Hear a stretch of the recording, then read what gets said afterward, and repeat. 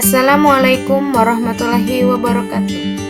Aksi nyata merancang pembelajaran perkembangan peserta didik fase fondasi 4-6 tahun disusun oleh Nelly Susanti SPD dari SDN Negeri Patrol. Perkembangan peserta didik merupakan proses di mana peserta didik mengalami sebuah proses perubahan seiring berjalannya waktu yang mengacu pada perubahan fisik, bahasa, emosi, dan pikiran. Manfaat mengenal perkembangan peserta didik. Yang pertama, mengetahui cara menyikapi peserta didik.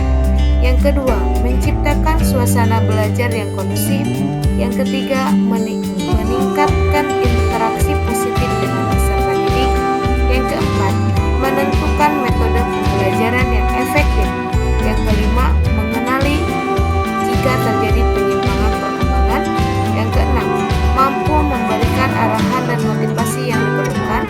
Yang ketujuh, memiliki ekspektasi dari peserta didik. Tahap perkembangan peserta didik di antara lain, yang pertama aspek kognitif, yang kedua aspek fisik, yang ketiga aspek bahasa, dan yang keempat aspek sosial.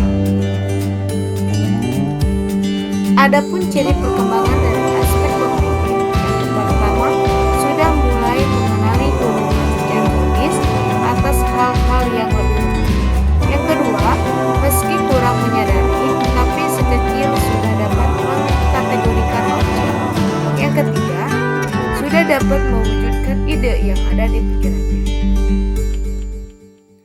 Adapun ciri perkembangan aspek fisik. Aspek fisik dibagi menjadi dua, ada motorik kasar dan motorik halus.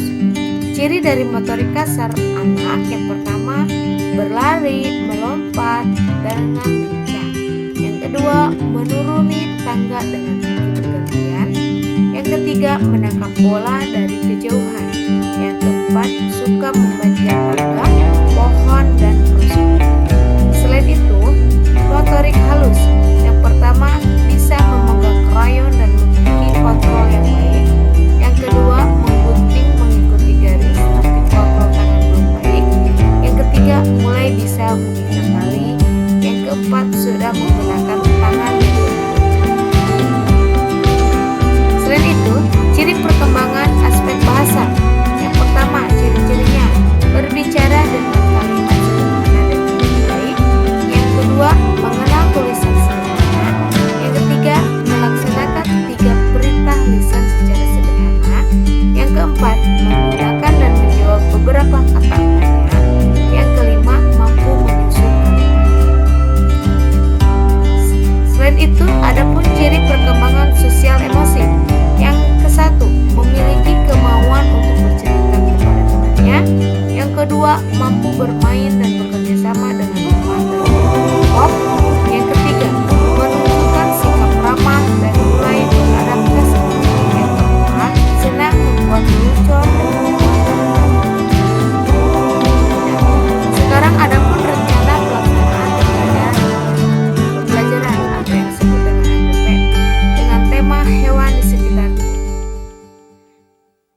Nah, yang pertama, kegiatan pembelajaran dibagi menjadi 4. Ada kegiatan pembiasaan pagi, ada pembukaan, ada inti, dan ada kegiatan penutupan. Adapun kegiatan pembiasaan pagi, yang pertama SOP penyambutan, memberi dan membalas salam. Yang kedua, menyimpan tas dan berbaris di halaman. Yang ketiga, melakukan gerakan tubuh